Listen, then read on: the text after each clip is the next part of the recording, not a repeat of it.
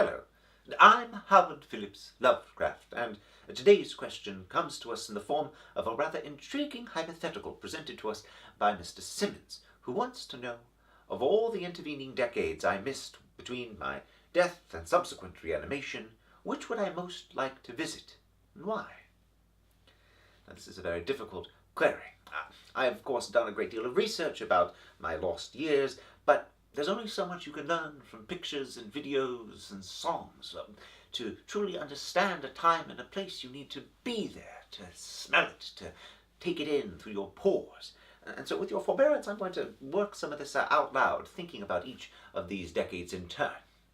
The 1940s is an obvious choice, as it's the most closest to my own era.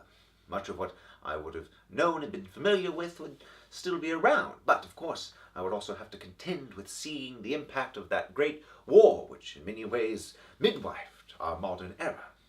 The 1950s has its own charms. We begin to see, or at least on the surface, a rise in prosperity, a sense of social consensus and cohesion, but of course it was masking a great deal of unrest and inequality which would come to the fore in the explosion of the 1960s, with social and civil unrest, great changes between the sexes and races, leading to the strange, seemingly waking nightmare of the 1970s.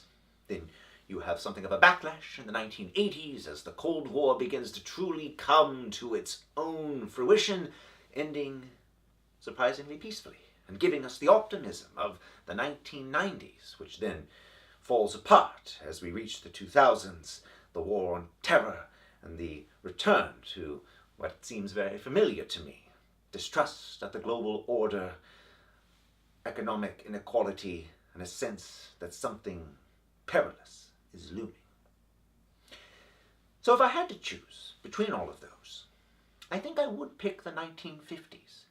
It would be a chance not just to see an America that is changing and about to turn into something completely alien, but also it would be an opportunity for me to revisit some of my old friends, to see the young men that I helped mentor, Robert Bloch and Clark Ashton Smith, Donald Wandry, even Robert Barlow. See them in their prime, see them working and writing, and be able to talk with them, not just as an old man with some screaming youngsters, but as colleagues.